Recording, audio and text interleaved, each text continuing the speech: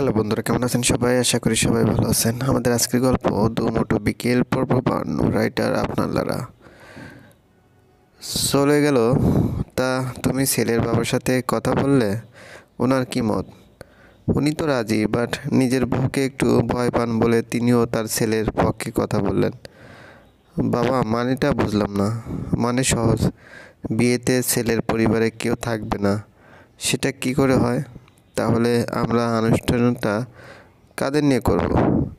রিহাব, তোকে এত ভাবতে হবে না। তুই গিয়ে ডেকোরেশন লোকদের সাথে কথা বল। বিয়ে সাধে হবে, জলদি করে সব করতে হবে। কাল শুক্রবার, কাল বিয়েটা সহজভাবে হয়ে যাবে। রিহাব আর কিছু বলল না, চুপচাপ চলে গেল রুম থেকে। আমার মনে হচ্ছে তুমি আমার থেকে কিছু লুকাচ্ছ। শুনে তাহলে ছেলেটা হচ্ছে স্পর্শ ছদ্মবেশে এসেছিল। রিমার স্পর্শ বিয়ে করেছে। আসাদুজ্জামান ভাইয়ের সাথে কথা বললাম আমি। কি বলে এসব? আমি তো একদমই চিনতে পারিনি। আমিও তো। পরে ওরা বলায় তারপর বিশ্বাস হলো।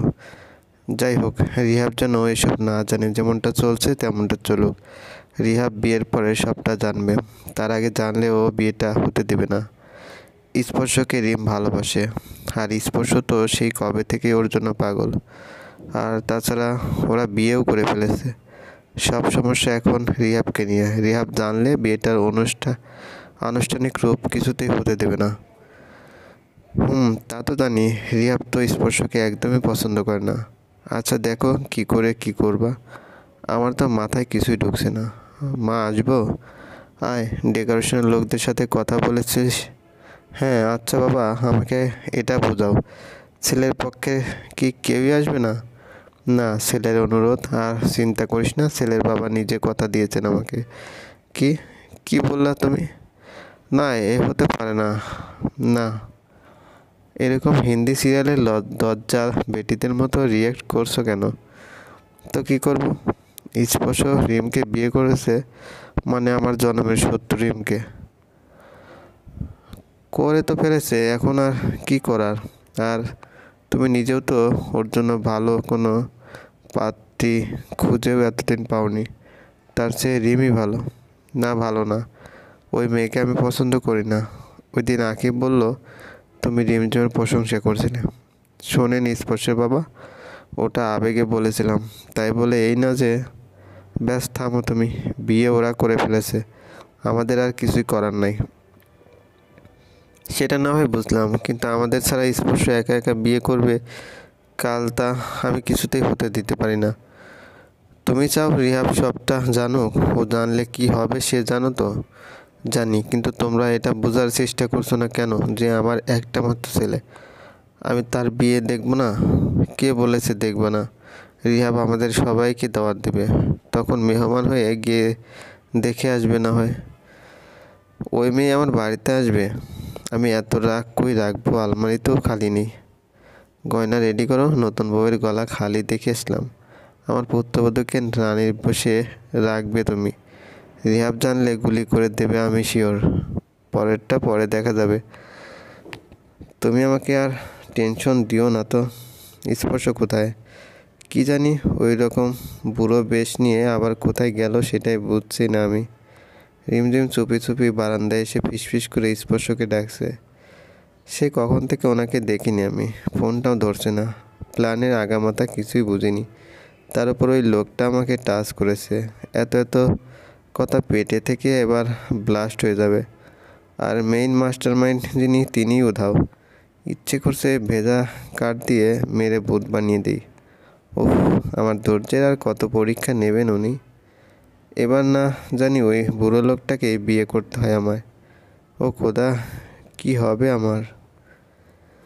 স্পর্শ ছাদে গিয়ে বসের সাথে কাজ নিয়ে কথা বলছে।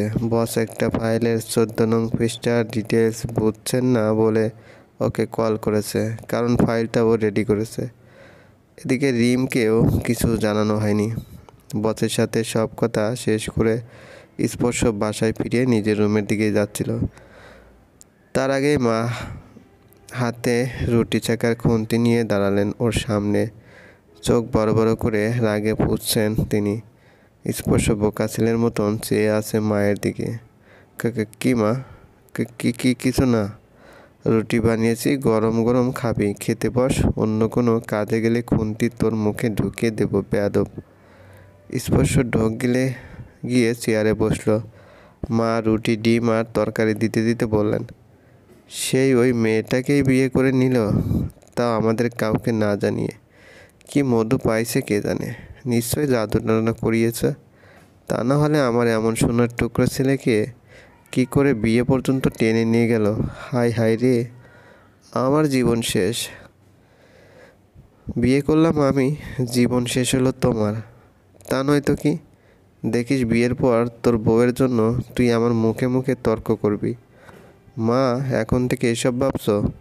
রিম তোমাকে অনেক স্নেহ করে, তোমাকে মাথায় করে রাখবে। আমি জানি। দেখিস কি করে আমার সাথে। অবশ্য ও কিছু করার আগে ওর ভাই কোনো মহাযুদ্ধ করে, সেটা ভাব তুই আগে। স্পর্শ চুপচাপ খাওয়া শেষ করে নিয়ে এক দূরে রুমে এসে দরজা লাগিয়ে ফেললো। তারপর বড় করে একটা শ্বাস নিয়ে গায়ের শার্টটা খুলে আর একটা শার্ট নিল পরার জন্য। রিমকে সবটা জানাতে হবে। হুট করে কোথা থেকে রিম এগিয়ে এসে গলা টিপে ধরল স্পর্শের। স্পর্শ চোখ বড় বড় করে চুপ করে গেল। রিম ভ্রু কুঁচকে স্পর্শের পায়ে ভর দিয়ে উঁচু হলো একটু, তারপর বলল, সকাল থেকে কি মইরা গেছিলেন? না তো। রিম নামের কোনো মেয়ে নাই আপনার জীবনে? ছিল। ছিল? মেরে তক্তা বানিয়ে দেব তোমাকে। অসভ্যই তোর। এত বড় প্ল্যান করলেন আর আমাকে না জানালেন। আর কোথা থেকে একটা বুড়ো লোক এনেছেন আমার বর সাজিয়ে।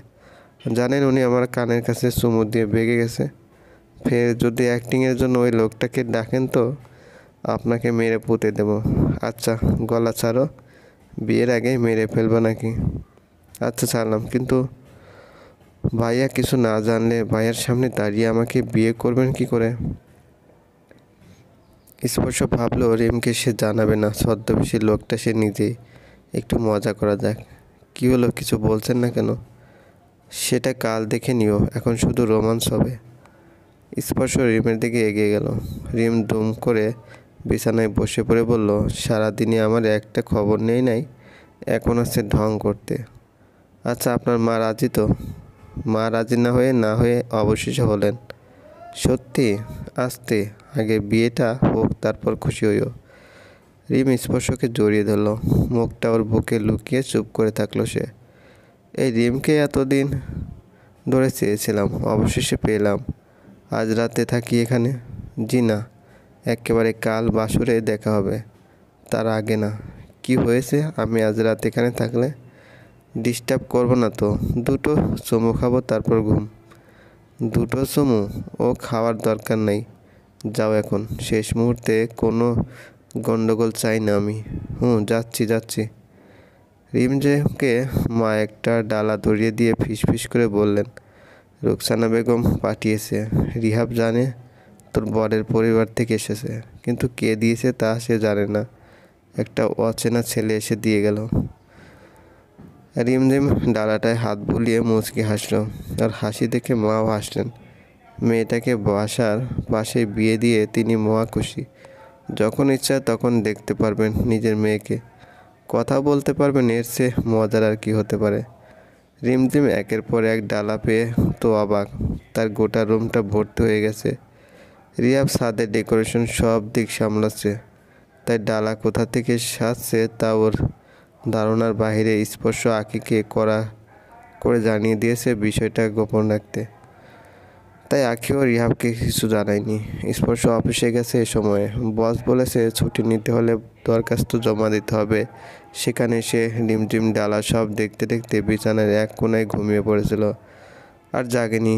আজ অনেক কাজ হয়ে গেছে, কাল দিনটা অনেক মূল্যবান, এনার্জেটিক থাকতে হবে, তাই জলদি করে ঘুমিয়েছে সে। আর ওদিকে স্পর্শের ঘুম নেই, সে বাসায় ফিরে মূর্তির মতন দাঁড়িয়ে আছে। রুকসানা বেগম রাতের 11টায় ওর শেরওয়ানির মাপ নিচ্ছেন। এক রাতেই বানিয়ে নিতে হবে, তাই মাপ ঠিক থাকলে জরুরি, রেডিমেড হলে হবে না।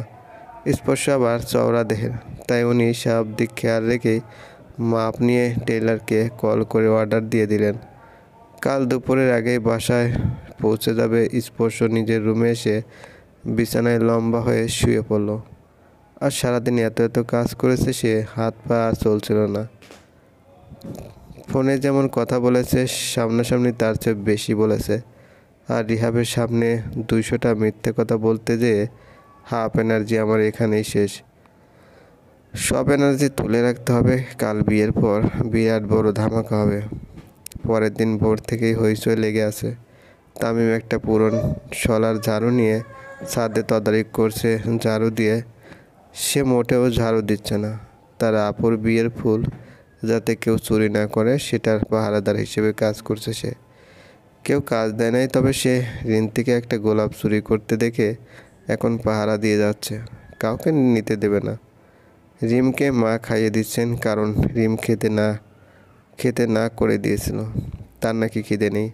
ওদিকে স্পর্শ তার সাজগোজের সব নিয়ে একটা বয়েজ পার্লারে এসে বুড়ো লোক সাজছে। বয়েজ পার্লারে এসে বুড়ো লোক সাজা দেখে বাকিরা অবাক হয়ে স্পর্শকে দেখে যাচ্ছে। দুপুর 2টার সময় বিয়ে হবে।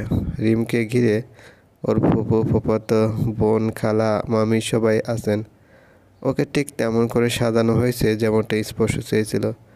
স্পর্শ রিমকে একদিন বলেছিল, বিয়ের দিন তোমার পরনে থাকবে লাল একটি বেনারসি, 2 হাতে থাকবে 2 ডজন লাল চুড়ি, কপালে তোমার ওই চিকন ভ্রুর মাঝখানটায় থাকবে একটা লাল টিপটায় আবার স্টোন আটকানো থাকবে, কানে থাকবে সোনার কানের দুল, গলায় হালকা পাতলা সোনার একটা নেকলেস, পায়ে লাল আলতা, সোনার একটি পায়েল। মোট কথা সেদিন তুমি লালে লাল সাজবা। আর তাই সাজলো রিম। স্পর্শ পাগল হয়ে যাবে আজ, না জানি কেমন আজ সাজছেন উনি।